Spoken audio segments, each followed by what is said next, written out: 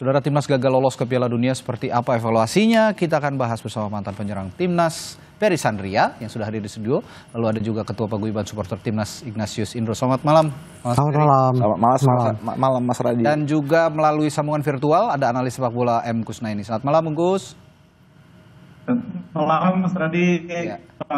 Malam, Coach Ferry. Selamat malam juga, Mas Gus. Selamat malam, Bung Gus. Kita kupas sedikit lah ya pertandingan-pertandingan babak 4 kualifikasi Piala Dunia kemarin yang berlangsung di Arab Saudi. Tapi saya ingin yang tadi malam dulu deh, yang kita hadapi dulu kemarin. Saya melihat ada sangat-sangat nuansa yang berbeda ketika peluit dibunyikan. Wah, ini baru formasi yang benar dan the right man and the right place gitu kalau saya lihat. Mungkin saya berandai-andai mungkin kalau ini diterapkan ketika melawan Arab Saudi akan berbeda ceritanya. Anda punya pandangan lain, Bung Ferry?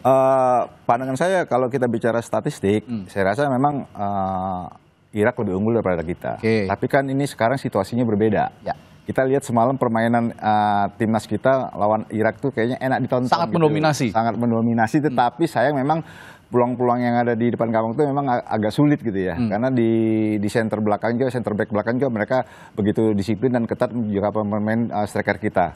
Ya, di sini perbedaan kita lawan Arab. Sebenarnya Arab itu waktu kita pertama main dengan mereka, kalau menurut saya tim Arab itu tidak istimewa dibandingkan dengan Irak. Ya kan? Tapi di sini juga Irak juga harus menjaga pertemuan Indonesia dengan mereka. Ya. Kan mereka ini kan menang terus nggak pernah kalah. Ternyata memang terbukti memang tim ini sama-sama punya kualitas. Gitu. Memang kebetulan gol yang kemarin tercipta oleh Irak di menit ke-75 kalau nggak salah ya. Itu mungkin ya itu memang kesalahan dari pemain belakang kita sendiri, Sirido, yang seharusnya bola itu harus kasih ke kiper, dia buang ke area tengah. Itulah sebenarnya dia pada saat membuang bola itu dia tidak melihat kemana arah bolanya. Hasil bola itu kena pemain dari Irak sendiri dan di situ juga mereka buat syuting. Dan di sini yang saya seneng banget gitu ya dengan 4 center back di belakang. Mereka ini disiplin dibandingkan waktu lawan kita Arab. Ya. Mereka jadi man to man markingnya dan area yang biasa dibuat dengan Arab tuh banyak space, kita dibuat banyak space, jadi Arab itu enak main bolanya. Nah, semalam kayaknya tuh Irak tuh agak susah, agak sulit gitu loh. Oke, saya ke Bungkus dulu sebelum ke Mas Indro. Bungkus, kalau tadi malam melihat sangat berbeda sekali nuansa permainannya ketika melawan Arab Saudi, bahwa ada yang mengatakan juga bahwa ini baru timnas yang asli dibandingkan dengan Arab Saudi. Sepertinya kemarin lawan Arab Saudi itu banyak sekali yang dikesampingkan oleh Patrick Kluivert dan banyak yang yang menganggap juga ini lagi coba-coba formasi. Anda punya pandangan lain atau bagaimana, Bung Gus? Iya, tanpa bermaksud menilai pemain yang main di game pertama ya, kita harus menghormati juga bahwa pemain-pemain yang main di match pertama itu juga sudah berjuang ya. Tapi memang harus diakui di match kedua kita melihat ada progres yang lebih baik ya. Pemain-pemain lebih disiplin di pertahanan, pemain-pemain juga lebih bisa mengontrol lapangan tengah. Yang masih belum terasa maksimal adalah lini depan ya.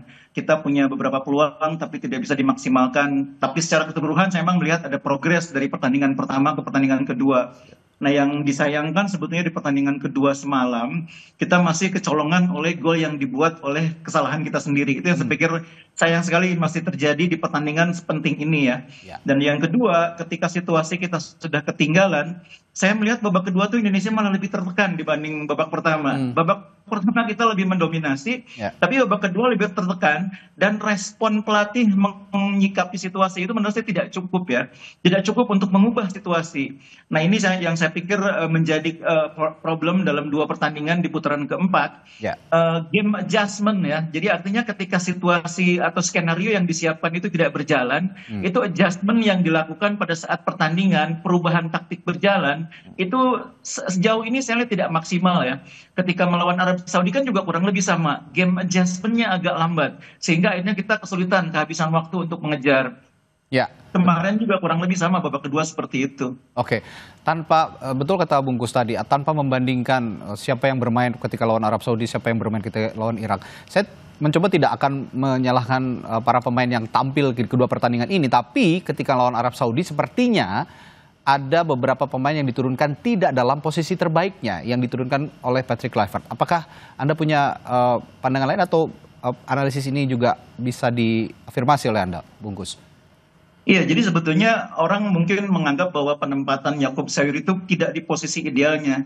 Tapi jangan lupa bulan September itu ada uji coba internasional. Yakob Sayur itu main bek kanan dan main bagus. Jadi dimainkan di bek kanan itu bukan sebuah persoalan gitu ya. Karena emang Yakob bisa main bek kanan maupun wing kanan. Jadi kalau menurut saya sebetulnya bukan soal penempatan yang tidak tepat. Tapi pada saat pertandingan pertama, pemain yang ditempatkan di posisi-posisi tertentu memang tidak semuanya bermain di level terbaik mereka. Jadi pemain itu memang dalam setiap pertandingan kadang-kadang ada yang namanya off day ya, di mana mereka tidak bisa menampilkan permainan terbaik. Beberapa pemain di pertandingan pertama itu off day. Disitulah pentingnya yang saya bilang tadi, game adjustment. Pelatih segera menyikapi situasi ketika pemain tidak bisa tampil sesuai dengan harapan, adjustmentnya bagaimana? Apakah posisinya digeser, pemainnya diganti, atau sebagainya. Jadi game adjustment itulah kuncinya. Yang di pertandingan pertama, terutama ya pertandingan pertama, tidak cepat dilakukan perubahan sehingga kita akhirnya ketinggalan 1-3. Nah pertandingan kedua kemarin, kita juga agak terlambat ketika di babak kedua, kita kebobolan game adjustmentnya menurut saya juga tidak mampu mengubah situasi pertandingan. Oke, nah saya sekarang coba bertanya dari perspektif pecinta sepak bola secara umum ya, Mas Indro ya, penonton sepak bola, penikmat sepak bola yang ada di tanah air. Nah, kalau saya melihat sedikit reaksi ketika melawan Arab Saudi, ketika kita kalah, reaksi publik sepak bola Indonesia sepertinya sangat kesal begitu, sangat kesal. Tapi ketika tadi malam sepertinya luapan kekesalan itu tidak terlalu tampak. Apakah betul begitu? Iya, sebenarnya kan masalahnya kita ketika lawan Arab Saudi kita pernah mengalahkan mereka gitu. Mengalahkan mereka kita pernah.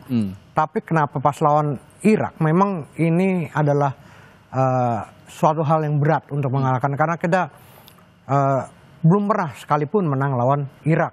Nah, ini yang membuat kekesalan dari supporter ya ketika kenapa pas lawan Arab Saudi kita permainan juga nggak terlalu bagus gitu dan akhirnya kita kalah padahal dulu atau dipegang oleh pelatih sebelumnya Sintayong gitu ya. Ini kita bisa menahan seri di kandang Arab Saudi dan kita menang di kandang sendiri gitu ya. Nah, ini yang membedakan antara penerimaan supporter ya terhadap dua pertandingan tersebut. Oke, tapi yang bisa diberikan pesan misalnya oleh supporter dalam dua pertandingan terakhir kira-kira apa sih untuk timnas secara keseluruhan, terutama para pemain yang sepertinya ya agak down juga setelah pertandingan kemarin kalau saya lihat. Iya, kalau saya sih mikirnya bahwa seharusnya ini dua pertandingan ibaratnya sudah final. Karena ini benar-benar penentuan ya, dua pertandingan penentuan apakah kita akan masuk atau tidak ke Piala Dunia. Nah, ini yang harusnya jangan lagi ada uji coba di pertandingan sepenting ini buat timnas kita gitu ya. Jadi uji coba itu cukuplah ketika pertandingan uji coba ketika melawan Lebanon atau lawan Cina Taipei gitu ya.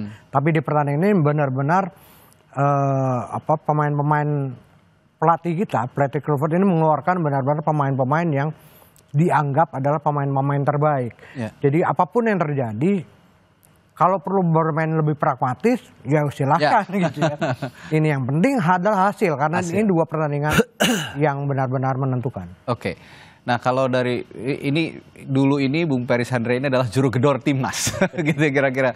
Dan saya akan bertanya kepada Bung Peri soal penyerang-penyerang kita. Tadi malam bahwa ada Mauro Zylstra di babak pertama dan akhirnya digantikan oleh Ole Romani. Ditopang juga oleh dua winger di kiri dan kanan. Sejauh ini performa lini serang di timnas kita pada dua pertandingan terakhir saya akan tanyakan ke Bung Peri nanti setelah jeda di Sapa Indonesia Malam. Tetaplah bersama kami.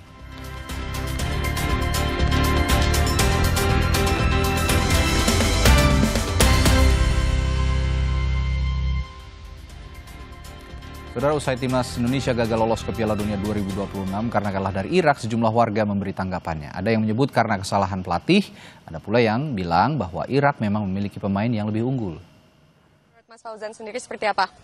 Ya, pertandingan yang semalamnya sih udah bagus ya mainnya. Cuman ya karena lawan Arab aja kemarin yang udah ngaco. Terutama ya pelatihnya sih, Patrick, yang menurut saya enggak sih. Sebenarnya timnas udah main lumayan bagus ya sebenarnya Mbak ya. Cuma mungkin komposisi pemain aja sih. Mungkin kurang dipikirkan dengan matang lah. Jadi ada mungkin beberapa pemain yang pada akhirnya tidak perform. Ya sebenarnya saya sudah mulai kecewa ketika versus Arab ya sebelumnya ya. Karena ekspektasinya kan sebelumnya permainan kita kan lumayan cukup bagus ya. Tapi kenapa ketika kita lawan Arab akhirnya jomplang banget ya. Ya makanya itu mungkin ada kesalahan strategi lah di awal. Mungkin dalam hal ini kan di jajaran kepelatihan ya. Itu yang cukup lumayan mengecewakan lah akhirnya. Karena ekspektasi kita cukup tinggi di lawan Arab gitu. Karena ini kan kalau lawan Arab kita menang aja, akhirnya mungkin bisa mempengaruhi ke laga versus Irak gitu kan. Ya itu tadi pendapat para pecinta bola di tanah air.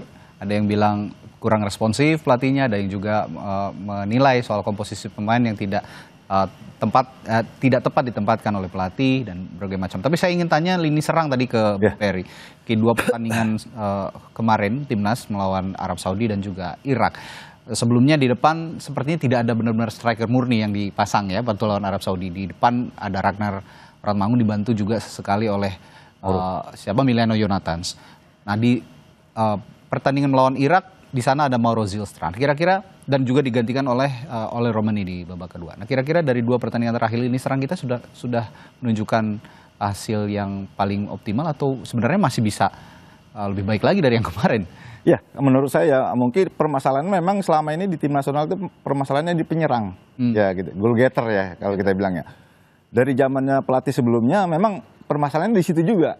Kebanyakan mereka mengandalkan dari gol-gol dari second line, bukan striker murni. Ya.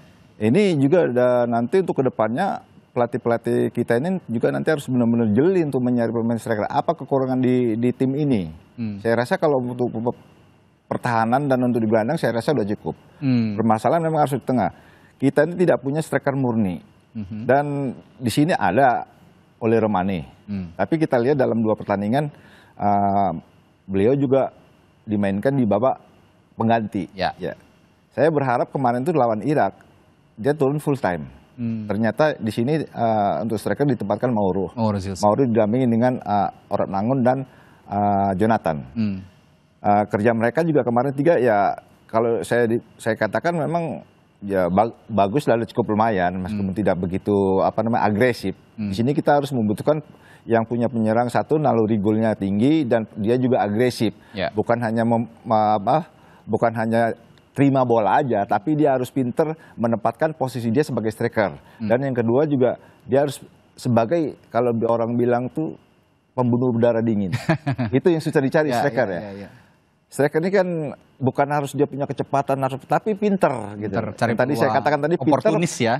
Yang saya katakan tadi pinter itu menempatkan posisi dia pada saat bola ada di mana. Itulah sebenarnya striker yang paling berbahaya. Di sini juga di sini juga si Ole ini pinter sebenarnya. Tapi kenapa nggak dimanfaatkan kemarin main di babak pertama? Tidak full game gitu ya, diturunkan gitu. Kenapa harus dicadangkan?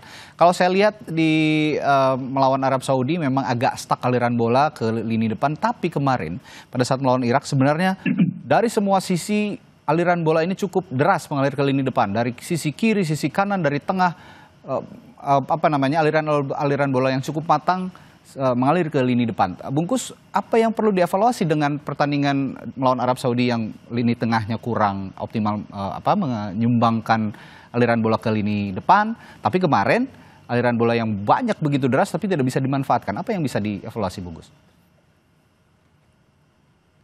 Ini kalau saya menyambung dulu apa yang disampaikan tadi oleh Coach Perry ya. Jadi persoalan lini depan itu sebetulnya kita sudah tahu sejak beberapa bulan yang lalu. Oleh Romani cedera. Karena itu bulan September pelatih harusnya menjadikan uji coba melawan China Taipei dan kemudian melawan Lebanon itu adalah semacam gladi resik untuk bermain kalau tanpa striker andalan. Itu kan harusnya diskenario kan. Ore kan waktu itu kan sejak awal kita tahu kondisinya tidak mungkin main 100%. Paling tinggi pun mungkin hanya 90%. Nah, skenario-nya itu harusnya diuji coba di bulan September. Nah, saya melihat skenario itu ternyata tidak bisa disiapkan dengan baik sehingga di pertandingan lawan Arab dan lawan Irak kemarin kita tetap mengalami kebuntuan. Kita lawan Arab itu bikin 2 gol, itu dua-duanya bola mati penalti loh. Jadi artinya lini depan itu persoalannya tidak terpecahkan. Nah yang kedua, aliran bola sudah banyak ke depan, tapi tidak bisa menghasilkan peluang mencetak gol. Karena persoalannya satu, kreativitas itu harus datang dari skenario yang disusun atau game plan yang disusun oleh pelatih. Nah, game plan-nya itu tidak cukup untuk menciptakan situasi untuk membongkar pertahanan lawan. Makanya mau sebanyak apapun bola dialirkan ke depan, kalau kreativitasnya kurang, ya hasilnya kan seperti itu. Mudah Itu sudah terbaca ya. tercermin sebetulnya waktu kita lawan Lebanon. Waktu lawan Lebanon, ingat lawan Lebanon itu kita mengurung pertahanan Lebanon. Tapi kalau kita menghadapi lawan yang bertahan dengan garis pertahanan rendah, itu kan di situ gunanya pelatih itu kreativitasnya, skenarionya, perubahan taktik berjalan tuh kelihatan di situ kemampuan pelatih membongkar pertahanan lawan. Nah, kemarin lawan Irak, babak pertama tuh Irak bertahan agak dalam di bawah. Mereka nunggu kita. Dan mereka berhasil karena dengan cara itu mereka sudah lihat waktu lawan Lebanon kita kalau mereka bermain dalam kita juga nggak mudah masuk. Nah, itu harusnya waktu lawan Lebanon situasi seperti itu sudah bisa dibaca. Kemarin waktu lawan Arab, waktu lawan Irak, solusi yang didapat dari eksperimen dari uji coba lawan Lebanon itu adalah jawaban dari cara membongkar pertahanan lawan yang main terlalu bertahan.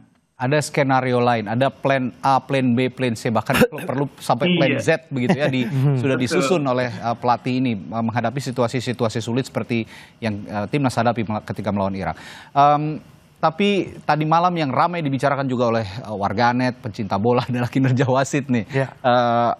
Mas? Kalau tadi malam kita lihat wasit asal Cina ini banyak atau asal Tiongkok ini banyak mengeluarkan putusan kontroversial. Apakah juga dari supporter melihat banyak? Ada beberapa hal sih, terutama ketika dijatuhkan ketika dia peluang bersih ya itu ya. Peluang bersih. Tapi tidak ada kartu merah, ini juga jadi pertanyaan tentunya.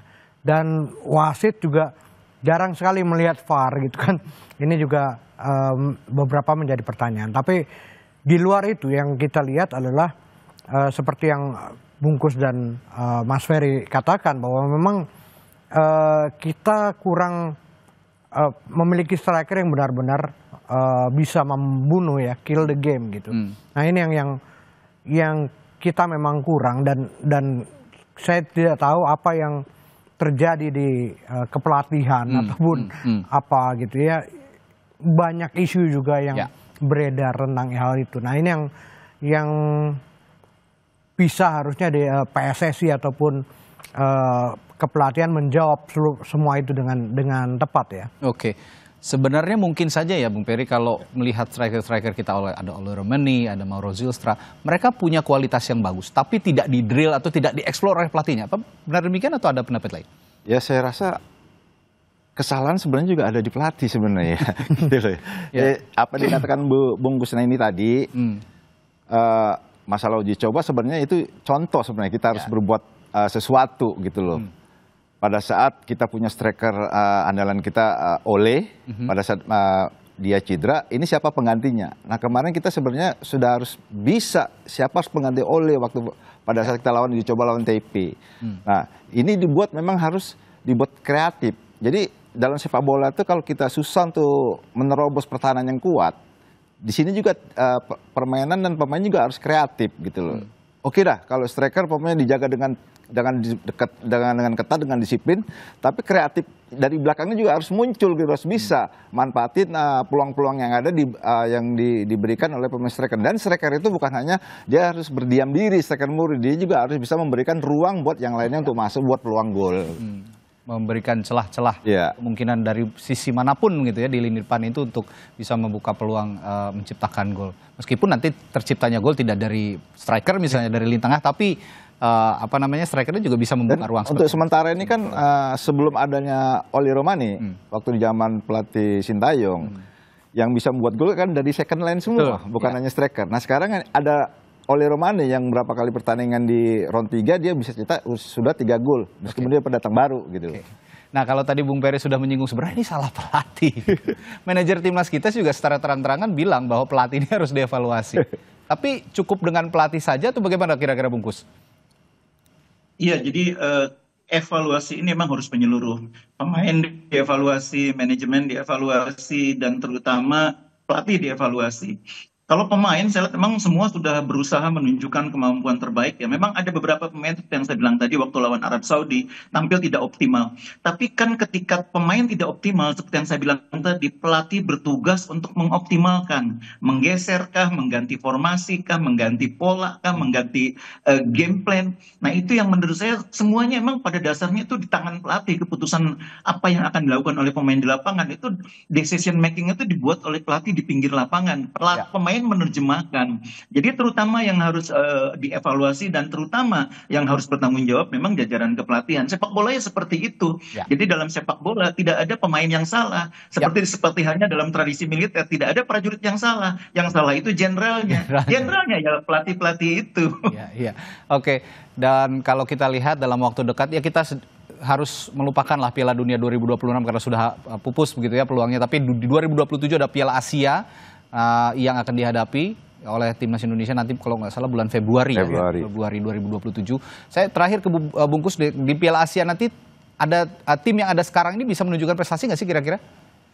Ini tim yang sebetulnya secara kualitas sudah sangat baik ya. Jadi menjelang putaran keempat ini kan ditambah lagi pemain-pemain baru seperti Zylstra, Emiliano Jonathan, Emil Audero. Itu sebetulnya sangat meningkatkan kualitas tim ya. Jadi sebetulnya dengan kualitas tim yang kita miliki saat ini, sebetulnya kita seharusnya tidak ada di peringkat di atas 100. Harusnya ada di bawah 100 ya. Dan itu saya pikir harus bisa diimplementasikan kalau kita punya pelatih yang bagus ya. Pemainnya sudah bagus kok, materinya sudah bagus. Tinggal bagaimana pelatih, istilahnya gini, bahan bakunya tuh sudah bagus nih, lengkap nih, apa aja ada, mau daging, mau ikan, mau apa. Nah yang jadi masak nih, juru masaknya, kokinya harus jago memanfaatkan itu semua. Bukan koki nasi goreng kali Mas.